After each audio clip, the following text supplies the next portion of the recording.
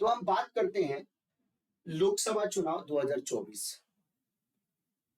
अब लोकसभा चुनाव 2024, तो लोकसभा की चुनाव की बात करें, चाहे विधानसभा की चुनाव की बात करें, राज्यसभा की चुनाव की बात करें, चाहे विधान परिषद की चुनाव की बात करें, इन सारे के सारे चुनावों को कराने की जो रिस्पॉन्सिबिलिटी है, वो रिस्पॉन्सिबिलिटी किसको है भाई? वो इलेक्शन कमीशन को है, वो निर्वाचन आयोग को है। ठीक है भाई। तो ये निर्वाचन आयोग जैसे ही, अगर मान लीजिए कि लोकसभा का चुनाव है तो ये देश का चुनाव है, तो जिस दिन आपके चुनाव के तिथि की घोषणा करते हैं उसी दिन से आपके आदर्श आचार संहिता लागू हो जाता है। तो हम इन सारी बातों को समझेंगे, क्या होता है, क्या इसका इतिहास है, क्या इसका असर होता है, क्या क्या आपके रिस्ट्रिक्शंस आपके होते हैं, और ये क्यों इसको आखिर में आदर्श आचार संहिता को इंट्रोड्यूस किया गया, इन सभी चीजों को हम लोग जानने का कोशिश करेंगे। आप सब लोगों को पता है कि 2024 के लिए जो चुनाव का आपका बिगुल है, 2000 लोकसभा चुनाव 2024 के चुनाव के लिए हमारे देश के जो मुख्य चुनाव आयुक्त हैं उनका नाम है राजीव कुमार, और नवनिर्वाचित जो चुनाव आयुक्त हैं इनमें से एक का नाम आ जाता है ज्ञानेश कुमार, और दूसरे का नाम आ जाता है सुखबीर सिंह संधू। दूसरे नाम आ जाता है सुखबीर सिंह संधू। इन तीनों ने मिलकर के चुनाव की तारीखों की घोषणा की। इसके पहले आप सब लोगों को पता है कि जो अरुण गोयल हैं उन्होंने चुनाव आयुक्त के पद से आपके इस्तीफा दे दिया था। तो हमारे देश के मुख्य चुनाव आयुक्त आप सब लोगों को पता है राजीव कुमार, और जो अन्य निर्वाचन आयुक्त है उनमें से एक का नाम है ज्ञानेश कुमार, दूसरे का नाम है सुखबीर सिंह संधू। इन्होंने मिलकर के चुनाव की तिथि की घोषणा करी। अब जैसे ही उन्होंने चुनाव की तिथि की घोषणा करी तो आपके आदर्श आचार संहिता आपके लग गया। लेकिन आप लोगों के मन में भी ये होगी बात कि सर लोकसभा चुनाव 2024 के बारे में अगर हम आपको डिस्कशन करते हैं, तो ये कितने चरण में चुनाव होंगे? तो ये टोटल आपके 7 चरण में आपके चुनाव होंगे। टोटल कितने चरण में आपके चुनाव होंगे? तो टोटल आपके 7 चरण में आपके चुनाव होंगे। पहला चरण आपके शुरू होगा 19 अप्रैल से, उसके बाद 7वां जो चरण होगा 1 जून को होगा, और रिजल्ट यानी जिस दिन ये तय हो जाएगा कि किसकी सरकार बनेगी, कौन देश का प्रधानमंत्री बनेगा, वो नतीजा आपके 4 जून को आ जाएगा। यानी रिजल्ट आपके क्या आ जाएंगे भाई? 4 जून को रिजल्ट आपके आ जाएंगे। तो टोटल 7 चरण में ये चुनाव होगा, और 7 चरण में देश की कितनी सीट के लिए चुनाव होगा भाई? तो देश की 543 सीट्स के लिए आपके चुनाव होगा, 543 सीट के लिए चुनाव होगा। अब एक एक करके बातों को समझिएगा। 543 सीट में से जो 84 आपकी सीट है वो किसके लिए आपकी है भाई? तो वो 84 सीट आपके एससी उम्मीदवार के लिए, आरक्षित सीट है भाई, एससी उम्मीदवार के लिए, शेड्यूल कास्ट के लिए। ठीक है भाई। इसके अलावा जो 47 आपकी सीटें हैं, जो 47 आपकी सीट्स हैं, वो 47 सीट किसके लिए है भाई? तो 47 सीट आपकी एसटी उम्मीदवार के लिए। तो ये जो 543, अब आप बोलोगे कि सर इसमें तो विमेन रिजर्वेशन बिल के अंतर्गत भी होना चाहिए। तो ठीक है, विमेन रिजर्वेशन बिल आपके एक्ट तो बन गया है, ठीक है, लेकिन अभी तक उसको देश में लागू नहीं किया गया है, इसीलिए अब आप इसमें वो नहीं खोज सकते हैं। तो 543 में से जो 543 जो लोकसभा सीटों के लिए चुनाव आपके कराए जाएंगे, उनमें 84 सीटें एससी कैंडिडेट के लिए आपके आरक्षित है, और 47 सीटें आपकी इसके लिए। 19 अप्रैल से 1 जून तक के चुनाव आपके होंगे। 4 जून को वोटों की गिनती होगी, और उसी दिन ये तय हो जाएगा कि भाई किसकी सरकार आपकी बनने वाली और किसका क्या होगा। और लोकतंत्र एक अवसर है, एक मेला होता है कि हमारे साथ पिछले 5 सालों में क्या हुआ है, क्या जो प्रॉमिस हमारे साथ की गई, हमारे लिए करी गई, क्या उस प्रॉमिस को फुलफिल करी गई है सरकार के द्वारा? क्या आपके जीवन स्तर में किसी भी प्रकार का सुधार हुआ है? उसमें एक एजुकेशन को भी फैक्टर आपको रखना चाहिए कि भाई नेता को चुनते समय उसकी जो शैक्षणिक योग्यता है या उसका एक विजन है, उसको भी ध्यान में आपको रखना चाहिए कि भाई किस तरीके से समाज को लेकर के आपके चलना चाहते हैं। तो अगर पहले चरण में 102 सीट के लिए चुनाव होगा, दूसरे चरण में 89 सीट के लिए, यानी सबसे ज्यादा जो आपके चुनाव होगा, सबसे ज्यादा सीटों के लिए जो चुनाव होगा वो पहले चरण में होगा 19 अप्रैल, और सबसे कम के बारे में बात करें तो 5वें चरण में होगा 20 मई को, 5वें चरण में 49 सीटों के लिए, 49 सीटों के लिए। और 7वां चरण कब होगा? 1 जून को होगा भाई। तो जो भी आप चुने, जिनको भी चुने, आप स्वतंत्र हैं, लेकिन ध्यान दे करके चुने कि अगले 5 साल तक आपको परेशान ना होना पड़े, क्योंकि वो 5 साल अगले 50 सालों को एक तरीके से लेकर के चलता है भाई। इसके बारे में आप सब लोगों को ध्यान रखने की जरूरत है जी। बहुत बहुत धन्यवाद, थैंक यू सो मच। आपको ढेर सारा प्यार, खूब जीवन में आगे बढ़िए, खूब नाम रोशन कीजिए और खूब ऐसे ही चमकते रहिए। अब यहाँ पे जब हम लोकसभा इलेक्शंस के बारे में जब हम बात करते हैं, जब लोकसभा इलेक्शंस के बारे में जब हम आपको डिस्कशन करते हैं, तो लोकसभा इलेक्शंस के बारे में जब हम आपको डिस्कशन करें तो आपको ये बात समझने की जरूरत है कि इस बार चुनाव आयोग के द्वारा कुछ आपकी बातें अपडेट की गई है, कुछ बातें आपको बताई गई है। पॉलिटिकल पार्टी को बताना होगा कि अगर उन्होंने क्रिमिनल बैकग्राउंड के किसी कैंडिडेट को खड़ा किया है तो ऐसा उन्होंने क्यों किया है, उन्हें साफ छवि का उम्मीदवार क्यों नहीं मिला। उम्मीदवार को भी अपनी क्रिमिनल बैकग्राउंड की जानकारी अखबारों के माध्यम से लोगों को आपको देनी पड़ेगी। इसका मतलब देखिए, इस बार इलेक्शन कमीशन का सीधे तौर पे है कि हम इलेक्शन में, हम अपनी चुनाव में, हम निर्वाचन में साफ सुथरे छवि के लोगों को लेकर के हम आए।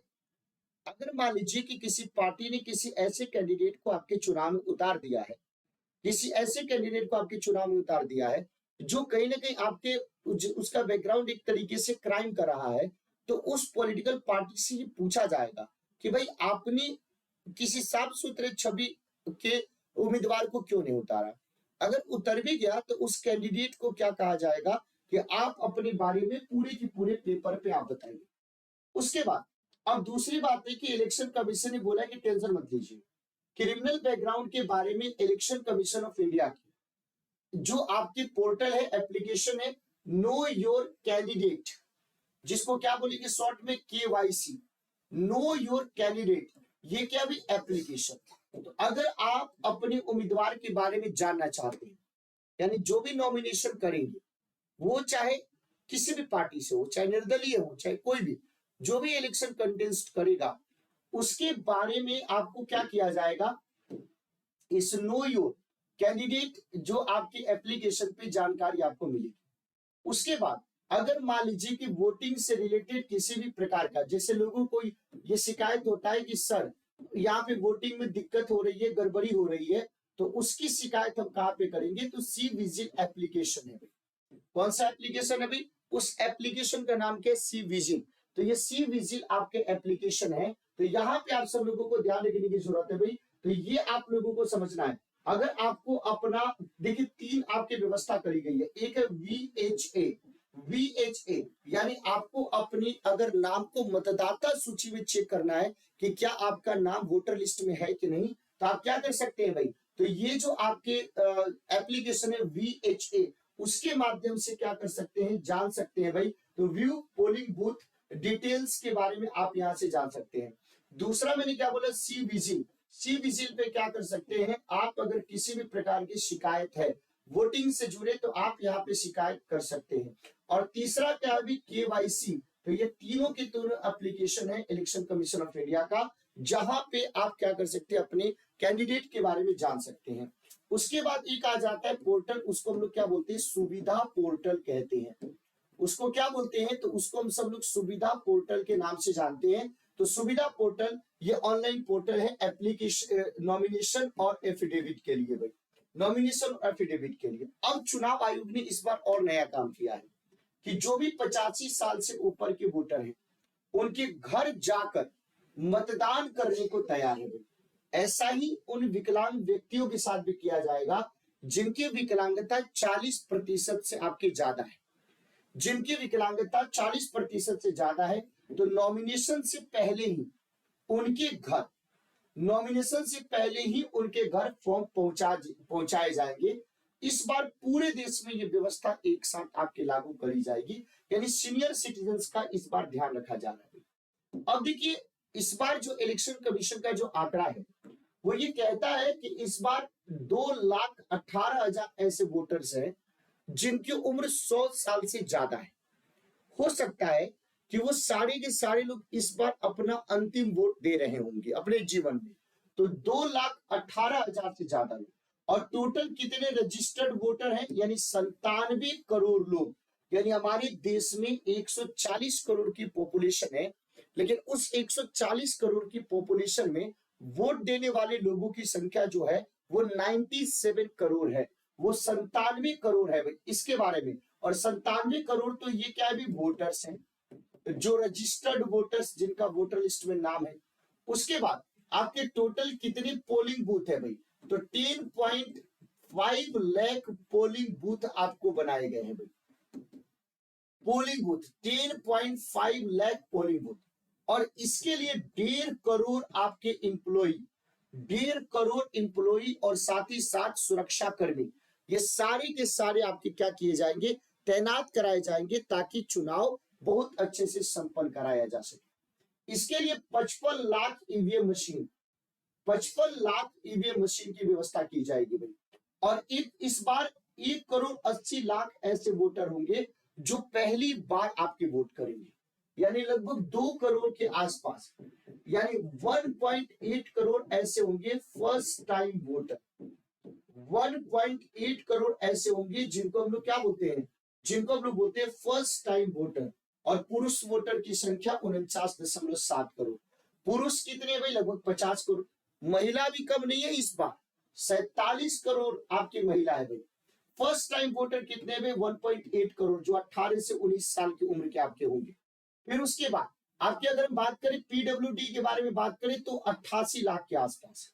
सर्विस इलेक्शंस के बारे में बात करें तो 19 लाख के आसपास। अगर हम आपकी बात करें तो 2,18,000 लोग 100 साल से ऊपर के। यंग वोटर्स जो 20 से 29 साल की उम्र में है वो लगभग 20 करोड़ के आसपास है।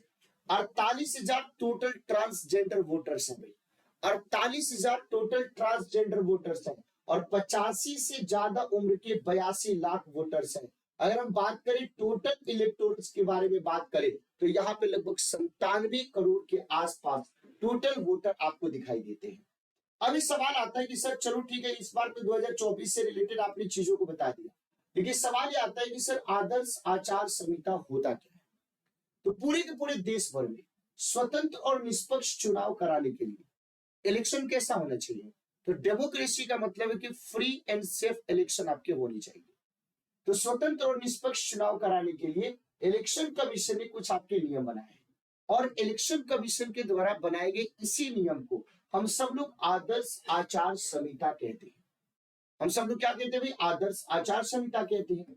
इसका मतलब क्या है कि जो मॉडल कोड ऑफ कंडक्ट होता है, इसी को हम लोग क्या बोलते हैं, तो इसी को हम लोग बोलते हैं मॉडल कोड ऑफ कंडक्ट।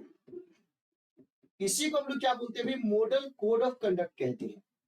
यानी आचार संहिता के दौरान, आचार संहिता के दौरान अगर आपसे सवाल पूछा जाए तो इसके अंदर आप लोगों को समझना है कि आचार संहिता के दौरान सभी हितधारकों के द्वारा, इसका मतलब कि जो भी इस इलेक्शन से रिलेटेड है, जितने भी पॉलिटिकल पार्टीज हैं, ये सबके द्वारा एक तरीके से एक्सेप्टेड है। इसमें हम ये नहीं कह सकते हैं कि इसके द्वारा नहीं है, इसके द्वारा नहीं एक्सेप्टेड है, सबके द्वारा। इलेक्शन कमीशन सबके साथ बैठ करके तब जाकर के इस डिसीजन को आपके लेता है। अब इस आदर्श आचार संहिता जो मॉडल कोड ऑफ कंडक्ट है, इसका उद्देश्य होता क्या है, अगर हम इसके मोटो के बारे में बात करें तो इसका उद्देश्य क्या है, इसका उद्देश्य प्रचार, मतदान और मतगणना को व्यवस्थित, स्वच्छ और शांतिपूर्ण रखना, और रूलिंग पार्टी के द्वारा जो भी आपकी राज्य मशीनरी है और जो आपके राज्य के पैसे हैं उसके दुरुपयोग को रोकना, परंतु इसे कोई वैधानिक मान्यता प्राप्त नहीं है। अगर हम इसको बोले कि सर जो आपके मॉडल कोड ऑफ कंडक्ट है हमारे कॉन्स्टिट्यूशन के कौन से पार्ट में कौन से आर्टिकल में दिया गया, तो हम नहीं बता सकते, क्योंकि इसकी कोई संवैधानिक व्यवस्था नहीं है, एक परंपरा है। यानी सारे के सारे जो भी पॉलिटिकल पार्टीज होती है और कैंडिडेट्स होती हैं, उसके लिए एक मार्गदर्शन का ये काम करता है, और ये एक स्टैंडर्ड सेट किया जाता है जो आपके राजनीतिक दलों की सहमति से तैयार किया गया है।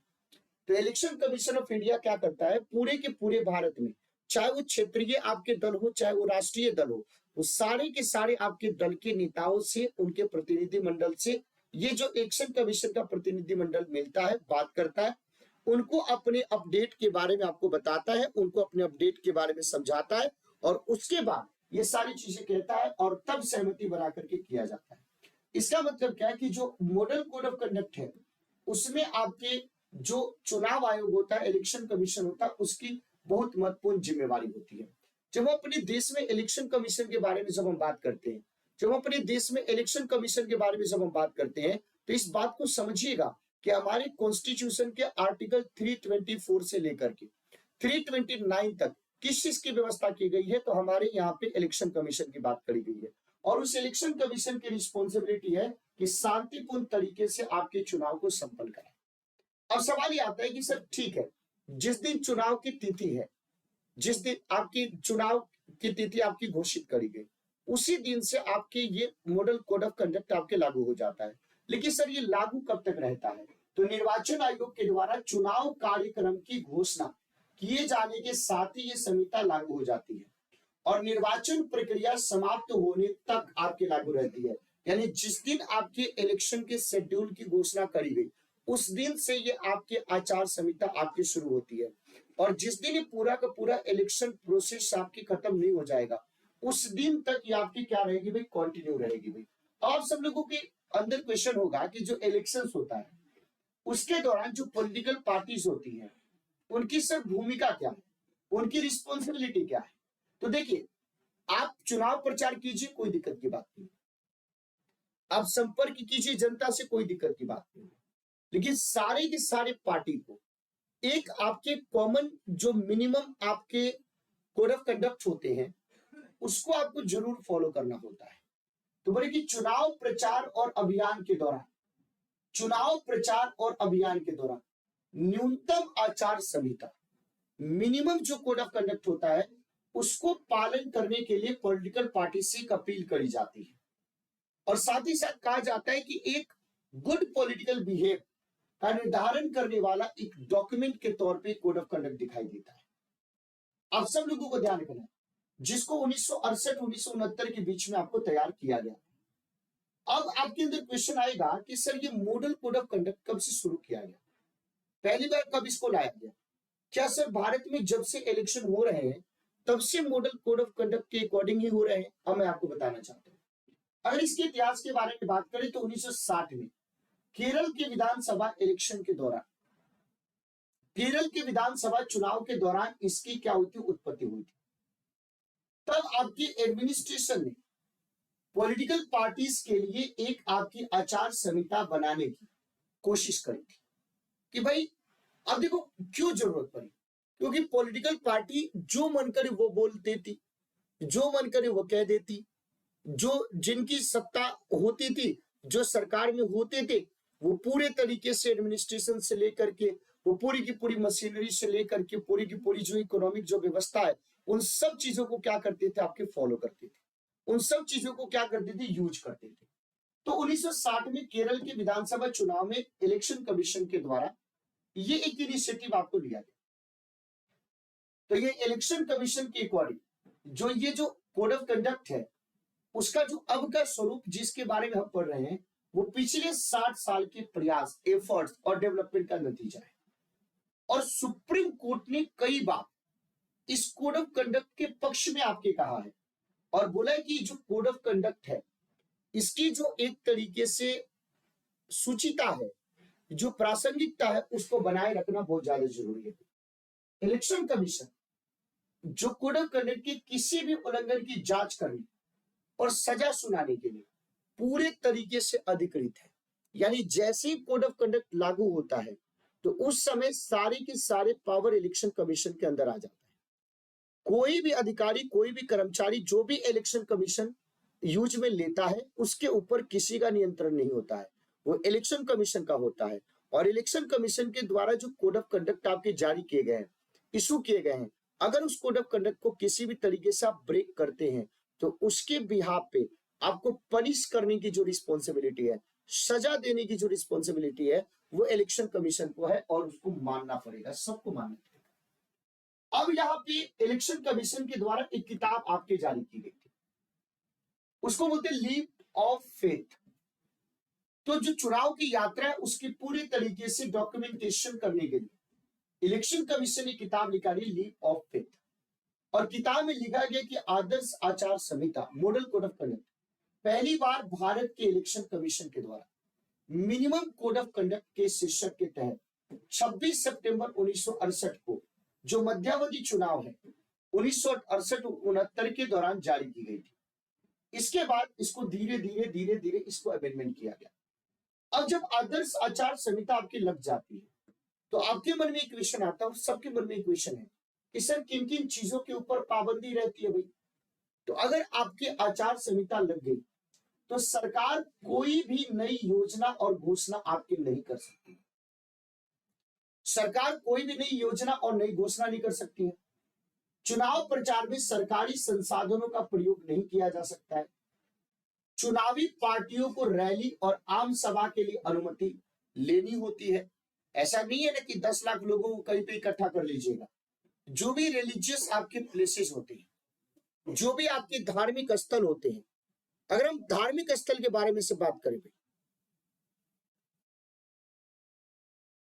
इसके बारे में आपको ध्यान रखने की जरूरत है। आम सभा के लिए अनुमति आपको लेनी होगी। तो धार्मिक स्थल के बारे में बात, चिन्हों की चुनाव प्रचार में उपयोग नहीं किया जा सकता है। यानी धर्म का प्रयोग आप अपनी राजनीति के लिए नहीं कर सकते हैं, या किसी धार्मिक चिन्ह का प्रयोग या किसी धार्मिक स्थल का प्रयोग आप अपनी चुनाव के दौरान आप प्रचार के लिए नहीं कर सकते हैं। जो भी वोटर्स हैं उनको आप कैश या गिफ्ट देने पर आपको रोक है। ये नहीं कि भाई उसको दे दिया 5,000, 10,000, 20,000 रुपया और वो आपको दे दिया, इसका मतलब कि उसको भी देना पड़ेगा। क्या देना पड़ेगा? तो बदले में आपको क्या देगा? तो जो उसके पास होगा वही देगा। तो बदले में वो आपको क्या देगा? तो वोट देगा। तो भाई आप नोट से वोट आप नहीं खरीद सकते हैं। उसके बाद जो भी आपके इलेक्शन से रिलेटेड जो ऑफिसर्स हैं उनको नेता और मंत्रियों से मिलने पर रोक लगा दिया जाता है। पूरे तरीके से आपके सेपरेट कर दिया जाता है। तो अब आपके अंदर क्वेश्चन होगा कि सर जब इतनी सारी पाबंदी है, इतनी सारी रिस्ट्रिक्शंस है, तो फिर लोग चुनाव प्रचार कैसे करेंगे? जो अगर आपसे सवाल पूछे जाए, आप सब लोग बताइए, तो फिर चुनाव प्रचार के लिए रूल क्या है, नियम क्या है? तो इलेक्शन कमीशन के अकॉर्डिंग कोई भी पार्टी या कैंडिडेट ऐसी किसी भी एक्टिविटी में शामिल नहीं होगा जो रिलीजियस या लिंग्विस्टिक आपके कास्ट और कम्युनिटी के बीच मतभेद को बिगाड़े या परस्पर घृणा करे या तनाव उत्पन्न करे। जब राजनीतिक दलों की आलोचना की जाए तो उसे उनकी नीति, कार्यक्रम, पिछले साल के रिकॉर्ड और कार्य तक ही सीमित रखा जाए। दल और उम्मीदवार दूसरे दलों के नेता और कार्यकर्ता की निजी जिंदगी के सभी पहलुओं की आलोचना करने से दूर रहे। इसका मतलब क्या है कि व्यक्तिगत आपको नहीं होना है, तो वो दोनों तरफ से होना चाहिए। जो रूलिंग पार्टी उसको भी ध्यान रखनी चाहिए विपक्ष के किसी नेता के ऊपर आपके पर्सनली कटाक्ष न करे, तो विपक्ष के नेता भी रूलिंग पार्टी के लिए जो भी है उनके लिए भी वो भावना आपकी रखेंगे। तो इसमें शर्त है कि ये पहलू किसी के सार्वजनिक गतिविधियों से जुड़े नहीं होने चाहिए। तोड़ मरोड़ करके या असत्यापित आरोपों के आधार पर दूसरे दल या उसके कार्यकर्ताओं की आलोचना करने से बचना होगा। वोट हासिल करने के लिए जाति या संप्रदाय की भावना के आधार पर कोई भी अपील नहीं की जाएगी। मस्जिद, चर्च, मंदिर, अदर जो आपके वर्शिप प्लेस है उसका चुनाव प्रचार के मंच के रूप में इस्तेमाल नहीं किया जाएगा। आप जाइए, आप पूजा पाठ कीजिए, सब कुछ कीजिए, लेकिन वोट मांगने के लिए या वोट में उसको यूज करने के लिए नहीं कर सकते। सभी दल और प्रत्याशी ऐसी सभी गतिविधियों से परहेज करेंगे जो इलेक्शन आपके रूल के अधीन भ्रष्ट आचरण और अपराध है। ये एक्टिविटीज है, मतदाताओं को घूस देना आपको नहीं देना है, मतदाताओं को डरा धमका नहीं सकते हैं, हम शक्ल मतदाता से मतदान करवाना, मतदान केंद्रों से 100 मीटर की दूरी के भीतर प्रचार आप नहीं कर सकते हैं, मतदान समाप्त होने के लिए नियत घंटे के साथ समाप्त होने वाले 48 घंटों की अवधि के दौरान कोई भी पब्लिक मीटिंग्स आयोजित नहीं कर सकते हैं, वोटर्स को आपके पोलिंग बूथ तक ले जाने और वापस लाने के लिए परिवहन और वाहन की व्यवस्था आप नहीं कर सकते हैं। यानी किसी भी तरीके से आप वोटर्स को कुछ भी आप एक्स्ट्रा आप नहीं कर सकते हैं। आपको इस बात का ध्यान रखना पड़ेगा। तो प्रत्येक व्यक्ति के अधिकार का सम्मान किया जाएगा, चाहे वो राजनीतिक दल और प्रत्याशी उसके राजनीतिक मत या गतिविधियों को कितना भी नापसंद क्यों न करते हो। लोगों के मत या गतिविधियों के प्रति विरोध जताने के लिए उनके घरों के सामने किसी भी परिस्थिति में ना तो प्रदर्शन आयोजित किया जाएगा, न ही आपको धरना दिया जाएगा। कोई भी पॉलिटिकल पार्टी या कैंडिडेट अपने फॉलोअर्स को किसी भी व्यक्ति की अनुमति के बिना उसकी जमीन, उसकी भूमि, उसके भवन, उसके कैंपस की दीवार पर झंडा लगाने, बैनर लटकाने, सूचना चिपकाने, नारा लिखने इत्यादि की अनुमति आपको नहीं देगी। पॉलिटिकल पार्टी और कैंडिडेट ये सुनिश्चित करेंगे कि उनके जो सपोर्टर्स हैं दूसरे दल के द्वारा आयोजित बैठक और जुलूस में ना ही आपके कोई बाधा खड़ा करेंगे, ना ही उसको भंग करेंगे। यानी एक दूसरे को डिस्टर्ब भी नहीं करना है। एक दल द्वारा उन स्थानों के आसपास जुलूस नहीं निकाला जाएगा जहां दूसरे दल के द्वारा बैठक आयोजित की गई होगी। एक दल के द्वारा लगाए गए पोस्टर दूसरे दल के कार्यकर्ताओं के द्वारा नहीं हटाए जाएंगे। अब सवाल ये आता है कि चुनाव प्रचार के लिए क्या क्या यूज कर सकते हैं भाई? तो स्कूल कॉलेज के मैदान के प्रयोग की अनुमति नहीं दी गई है। आप स्कूल में अपनी चुनाव प्रचार नहीं कर सकते हैं, आप कॉलेज के मैदान में आप प्रचार नहीं कर सकते, लेकिन पंजाब और हरियाणा में कुछ आपके ऑप्शन नहीं है तो आप वहां पे कर सकते हैं भाई। इसके बारे में आपको ध्यान रखने की जरूरत है। तो सार्वजनिक संपत्ति पर उम्मीदवार से रिलेटेड पार्टी या उम्मीदवार के पोस्टर, प्ले कार्ड, बैनर, ध्वज आदि को लागू जो लोकल आपके लॉ है उसके प्रोविजंस और जो आदेश है उसके अधीन प्रदर्शित कर सकते हैं। समाप्त होने का 48 घंटे की अवधि के दौरान सिनेमा, टेलीविजन या अन्य इसी तरह के उपकरण के माध्यम से जनता को किसी भी चुनाव सामग्री या प्रचार को प्रदर्शित आप नहीं कर सकते। चुनाव प्रचार अवधि समाप्त होने के बाद पॉलिटिकल ऑफिसर्स की किसी भी आपके जो कॉन्स्टिट्यूएंसीज में उपस्थिति पर प्रतिबंध है।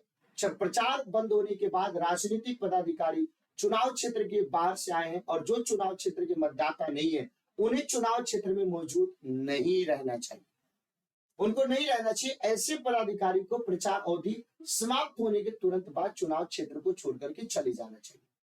किसी भी सार्वजनिक या निजी स्थान पर सभा आयोजित करने, जुलूस निकालने के लिए जो भी आपके उस क्षेत्र से संबंधित पुलिस ऑफिसर्स हैं उनसे आपको पूर्व लिखित अनुमति लेनी चाहिए। रात 10 बजे से लेकर के सुबह 6 बजे के बीच में, रात 10 बजे से लेकर के सुबह 6 बजे के बीच में इस लाउड स्पीकर का यूज आप नहीं कर सकते। पब्लिक मीटिंग सुबह में 6 बजे से लेकर के शाम 10 बजे के बाद आयोजित नहीं कर सकते, यानी 6 बजे सुबह से पहले पब्लिक मीटिंग नहीं कर सकते हैं, रात 10 बजे के बाद पब्लिक मीटिंग नहीं कर सकते हैं। इसके अलावा कैंडिडेट प्रचार बंद होने के दौरान जनसभा और जुलूस आपके नहीं निकाल सकते हैं। अगर हम पोलिंग बूथ के बारे में बात करें जहां पे वोट किया जाएगा तो मतदान के दिन मतदान केंद्र के 100 मीटर की दूरी के भीतर वोटों के लिए प्रचार करना निषिद्ध है। यानी 100 मीटर के अंदर बिल्कुल बेटा प्रचार करते हुए नहीं मिल जाओ, नहीं तो सीआरपी वाला बहुत मार मारेगा। वोटिंग के दिन वोटिंग आपके जो सेंटर होता है, पोलिंग बूथ होता है, उसके आसपास किसी भी तरह के हथियारों से लैस किसी भी व्यक्ति को हथियार ले जाने की अनुमति नहीं है। डायरेक्टली या इनडायरेक्टली रूप से परिवहन के लिए किसी भी प्रकार के वाहन के द्वारा किसी भी मतदाता को मतदान केंद्र तक लाने ले जाने की व्यवस्था नहीं होती है। और कब तक आपकी होती है भाई? आप सब लोगों को चुनाव आदर्श आचार संहिता इसके बारे में, और जिस दिन आपकी वोट होती है उस दिन 48 घंटे पहले, 48 आवर्स पहले आपके क्या हो जाता है भाई? तो 48 घंटे पहले आपके इलेक्शन का जो कैंपेन होता है वो आपके बंद हो जाता है। जो इलेक्शन का कैंपेन होता है वो आपके बंद हो जाता है। तो हमें लगता है कि ये पूरी बात बहुत अच्छे से समझ में आ गई होगी। तो मेरा मकसद था कि इस बार लोकसभा चुनाव के लिए यानी 2024 के लिए जो इस बार इलेक्शन कमिश्नर के द्वारा, चीफ इलेक्शन कमिश्नर के द्वारा जो आपके प्रोग्राम आपके बताए गए उसको बताना, कौन चीफ इलेक्शन कमिश्नर है, कौन 2 अदर इलेक्शन कमिश्नर है उनके बारे में बताना, कितने फेजेस में इलेक्शन होंगे, इस बार इलेक्शन कमीशन के द्वारा नया क्या किया गया है, टोटल कितने वोटर्स हैं, टोटल इस बार के इलेक्शन में क्या क्या स्पेशल है, और ये जो आदर्श आचार संहिता जो मॉडल कोड ऑफ कंडक्ट हम लोग बार बार सुनते रहते हैं क्या होता है, इसके अंतर्गत क्या क्या रिस्ट्रिक्शंस हैं, किस किस प्रकार की फ्रीडम है, उनको मैंने बताने की कोशिश की।